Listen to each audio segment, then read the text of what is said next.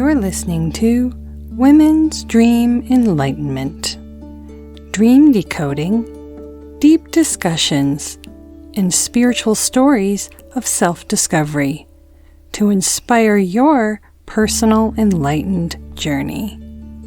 I'm your host, Megan Mary, founder of Women's Dream Analysis. Let's bring in the light.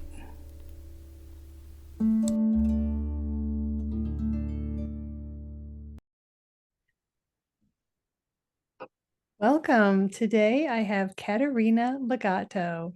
She is Australia's foremost psychic healer with over 3 decades of experience in the fields of psychic readings, healings, house clearings, exorcisms, and a whole lot more.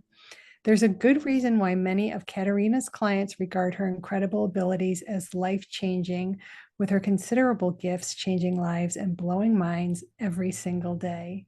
Caterina became aware of her psychic ability at the tender age of 3, and with assistance from her spirit guides, she has fostered a strong connection to the spirit world her entire life. To witness Caterina in action and be exposed to her unique gifts is to have your mind opened and spirit touched. She truly is that special. Thank you for being here, Caterina. Thank you. It's a pleasure to be invited by you, Megan. Oh, thank you. That is an amazing introduction and so many questions. So let's tell our listeners a little bit about your path to enlightenment, or answer first the question, what does enlightenment mean to you? Enlightenment to me means being able to go within, connecting into the aspects of ourselves that are connected to our Creator, being able to tap into the multitude of past lives that we have lived and the wisdom gained by those past lives. To me, that is enlightenment. It is something within us. It's not something external. And yes, I understand, like reading books, going to courses, all of that is extremely valuable. But being able to go within, being able to feel your inner world, knowing your inner world is the most valuable thing that I feel people need to work more towards. Trusting themselves. Yes, I couldn't agree more. It's really so important to tune in, because all of our guidance is right there inside us if we can just figure out how to access it. Exactly. And I know that that's where a lot of people struggle. I know a lot of my clients are like, oh, I don't know how to meditate. I'm always busy in my head. And it is something that we do. It's a skill you do need to learn and practice and take your time with. But as you do, you'll make so many amazing discoveries about yourself. Like, we're so multidimensional. There's so many aspects to ourselves. And, unfortunately, we get so caught up with just this 3D reality that we forget we're so much more than that.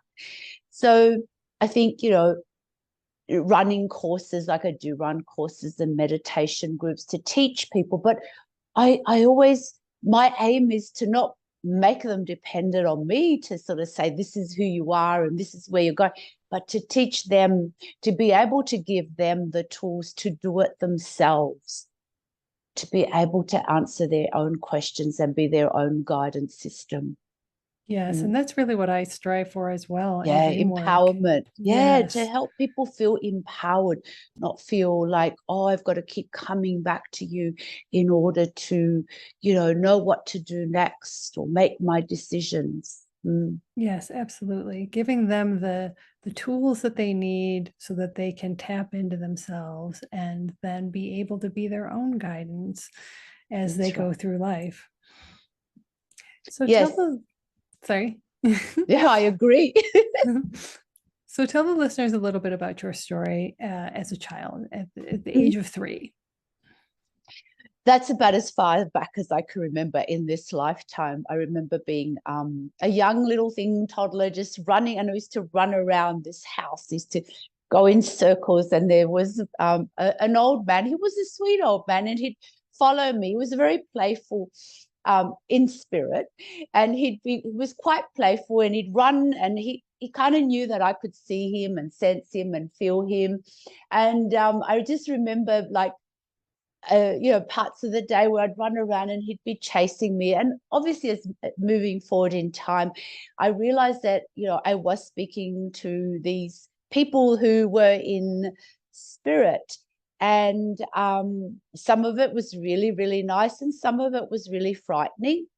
And I also came to realize that not everybody else was able to do this. So, yeah, there were many times of confusion and many times of joy also, where I could escape into my little world. I remember coming home after school, and I used to sit under, my parents had this beautiful big mulberry tree in their backyard, and I'd sit under the mulberry tree, and I'd just sit there. And after a while, I'd see the beautiful spirit of the indigenous people of our land doing all the tribal dances. And it was just so magnificent and so beautiful, the energy and the love for the land. And I'd be intrigued. I don't know how long I'd sit there for, but I'd remember my mother sort of, come, Caterina, it's time for dinner. So, like, hours go by without realizing. So I had my moments of joy, but I also had my moments of being very afraid. I was also seeing the convicts, the spirits of convicts, and they were treated very harshly. They were brought here as slaves, as convicts, and they would show me, the shackles around their ankles, and they'd be crying because they left behind their family members, or they didn't know where the rest of their family were, where their children were. And I didn't quite understand this. This was all kind of, started happening from sort of 5 to 12. And it was really incredible. But I felt their pain, and I'd be so sad for them. And it's like they were still looking for their family members. So the types of spirits I'm talking about were spirits that were earthbound, that had not realized that they had died, and they were still looping in that same reality, thinking, I'm still a convict, or I'm still lost, or I'm still looking for where I live. And unfortunately, I didn't know how to help them, and I didn't even know how, understand why they were still kind of roaming around looking for their family, when quite clearly they were dead. And then when I got into, I was about 16, 17, I began really connecting with my guides and learning to meditate. And I began to understand that there were spirits, or people would die and for whatever reason feel that they weren't ready to transition into the spirit world, and therefore would cling to the 3D earth, or try to find families or people where they could feel comfortable and feel like they were still kind of alive in 3D. And so, my guides began to speak to me about how to help them, how to cross them over, how to help them to realize that, that there were family members and loved ones on the other side waiting for them.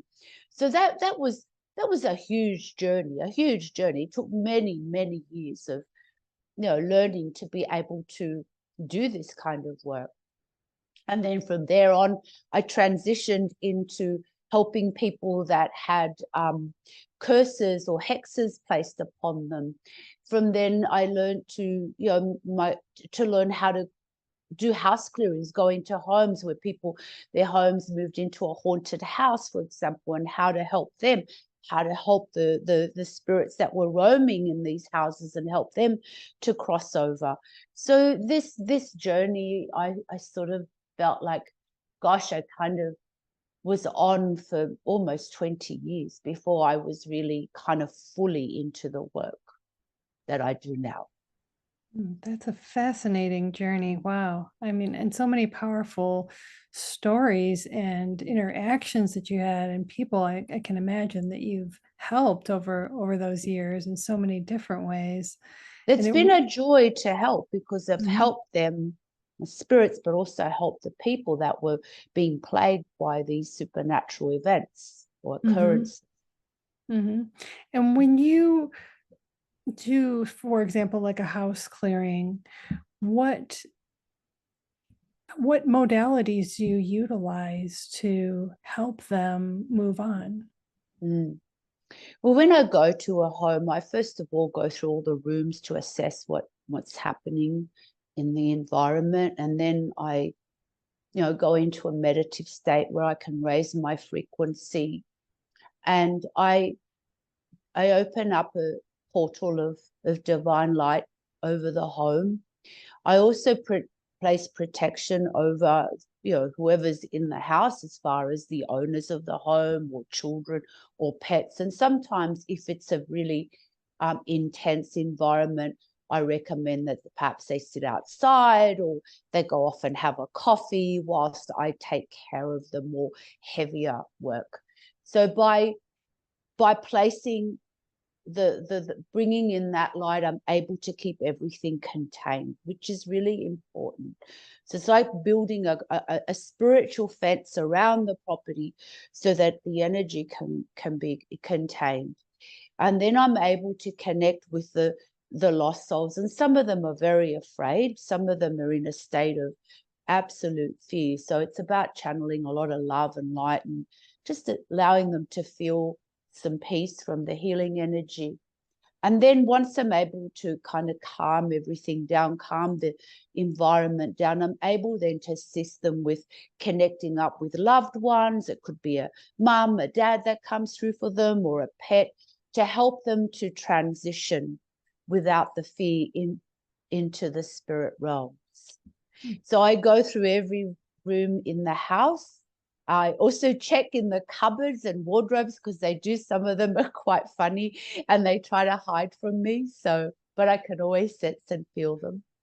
And it's a beautiful thing. I always feel quite emotional watching them transition, just from going to from this space of fear to then, when they connect with a loved one on the other side or a pet, that fear drops and there's this beautiful smile on their faces, this peace of, oh my gosh, like there's whoever there is on the other side waiting for them, and the love, they're so excited that it's like, I want to go, I want to go.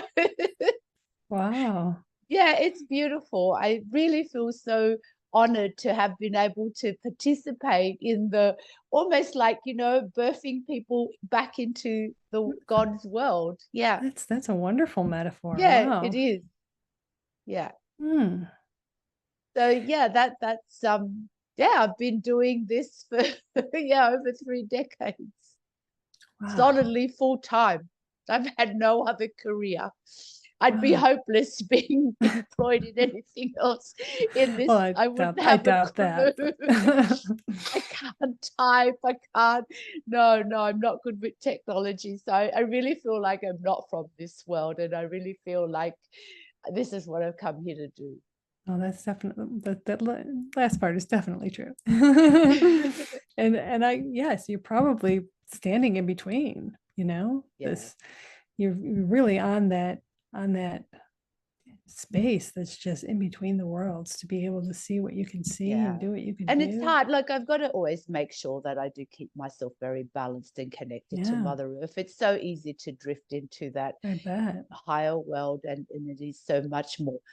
It's beautiful and peaceful, and yeah, it's easy to just want to kind of stay there. But yeah, Yes. being grounded and being out in nature is really my healing world. Okay. That's Mm, good. mm, So when you when you do this kind of work and you said you sometimes feel like you're being pulled into the other realms, it's hard to stay here, and who wants to mm. be in 3D, right? Yeah, um so limiting. yes, talk a little bit about the dream world, because that is really, I Mm, feel, a portal to the spirit mm. world, and Absolutely. it's a different brainwave for us, it's a different energy level, it's a different Mm, dimension essentially. mhm, mm, And I feel like it's a way for us to travel to other places, have mm. visitations, realize things that really there's no rules like there are here. That's right. which is exactly what happens when you pass away and leave your body.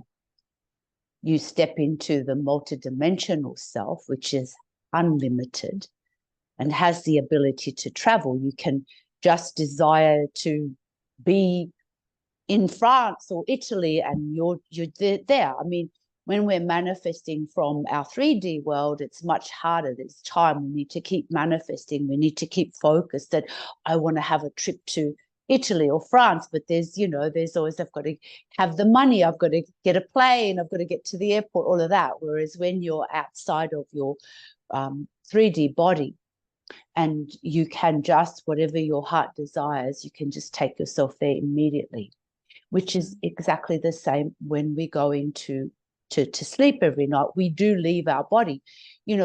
Some people are, what we call astral traveling, and they practice astral traveling because this is the way where they can travel with full awareness.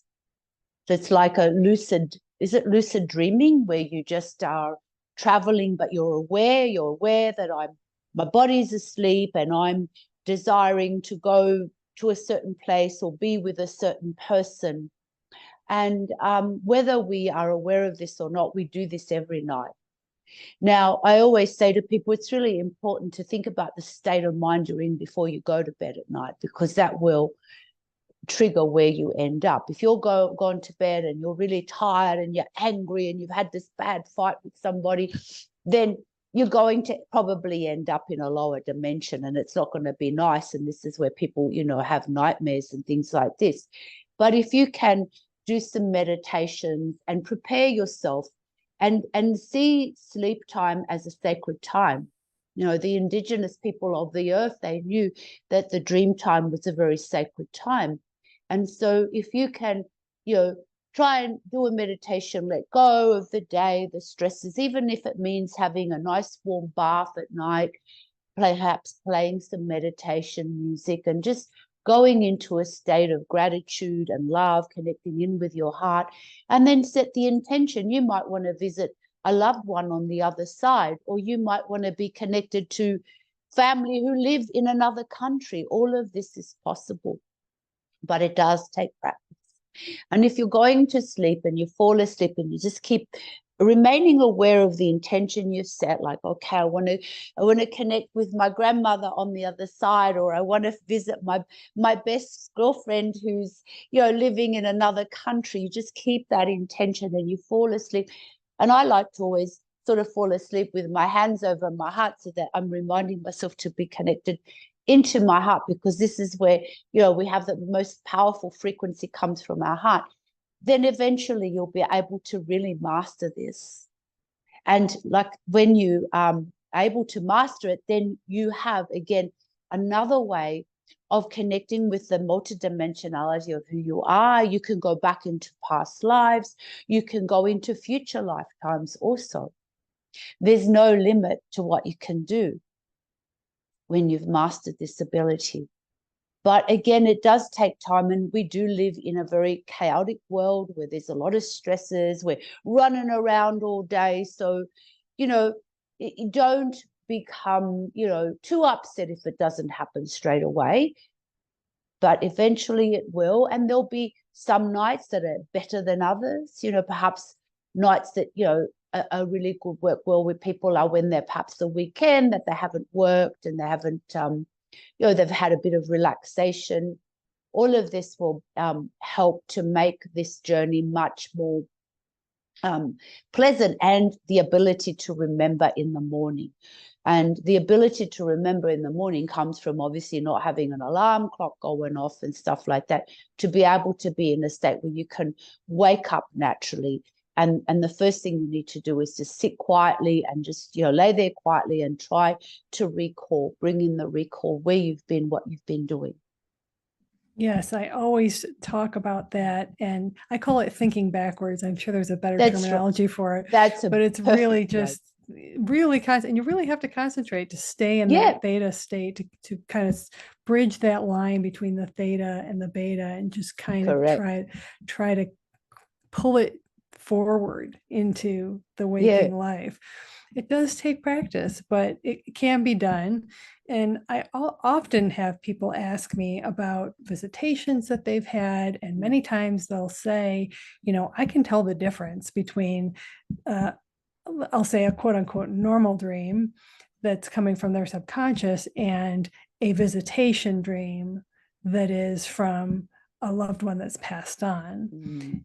What would you say to people that ask that question in terms of the difference?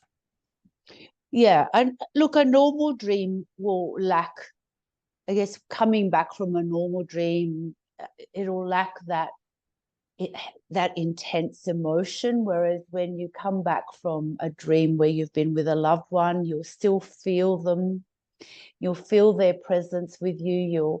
You'll feel the love. And I think most of the time you'll remember hopefully quite a bit of the conversation that you've had together. Also, when you connect with loved ones, you might find yourself actually traveling into their world, their new world in the spirit world, which will be so different, so much more beautiful and vibrant than our 3D world.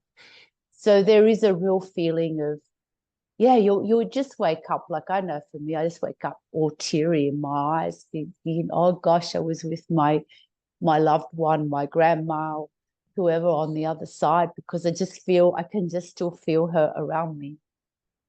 Mhm. Mm. And we had a conversation before about time loops, and I'd like Mm. to talk about that a little bit, the time Mhm. travel, interdimensional time travel, Mm. and how people can get stuck in time loops, both Mm. spirits and us, Mm. and how we get trapped in that lower dimension, even here Mm. in a waking life. Mm. Mm. So yeah, you can loop if you are in a constant state of negativity and perhaps you're using things like drugs and alcohol to get you through and you're not doing the inner work, then you do begin to loop in the lower astral planes of even this reality, which means that you will start to feel constantly stuck in the same thing, that nothing changes. And you can see people that are in that loop going round and round, and nothing ever changes, and they continuously complain and they feel like victims.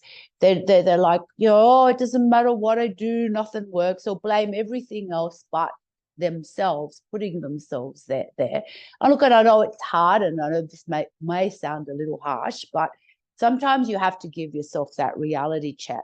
Take responsibility for what I'm creating, because that's the beginning of the healing process. And once you do that, you can begin to heal your situation, no matter how negative or difficult it may be. But you've got to be prepared to do the inner work. There has to be looking into the trauma, and most humans, we're all traumatized, whether it be from our childhood, whether it be from past lives, whether it's ancestral trauma that we're carrying from our ancestors, because the DNA, the genetics, we carry the DNA and genetics of our ancestors. These are passed on. So the trauma can be coming from many places. But as you step into your inner world and you begin exploring, then you can begin to unravel and heal and step more into your own power. And this is how then you can step out of the loop and actually focus on, well, what is it that I really am wanting to create and manifest here. And so you're stepping into empowerment rather than poor me. This keeps happening to me. Nothing ever changes. And so this type of person who is in the victim mentality will also experience the same thing in the dream time. They'll be having dreams where they feel tormented or frightened or scared or restless or wake up feeling tired. They'll probably be out in the astral fighting and arguing with people they don't like here on earth. It's like classic. I hear it all the time, the divorce where the husband and wife almost wanted to kill themselves but couldn't for obvious reasons, but will do it out in the astral. It's like, I keep dreaming of my husband and that bastard. And because there's got to be a point where you just got to make your peace with it, even if you can't forgive. Try to make your peace with it. So that's what I mean. Whatever we're creating here, we're creating the duplicate of it out in our dream state. So that then depends on the timeline that you're on. So if you're on this timeline of I'm a victim, poor me, and I'm just going to keep fighting and the world's against me, then you're going to keep traveling that timeline. But when you begin to do the forgiveness, making your peace with everything, then you are much more empowered, and you have much more of an ability to switch into a timeline that is going to be a reflection of the joy and the love that you are now feeling towards yourself. And also that then plays out in your dream time, where you'll be able to travel into higher dimensions. You may even be able to meet beautiful, I meet a lot of ETs, the benevolent ETs that are here to help us and access and share wisdom and knowledge with them.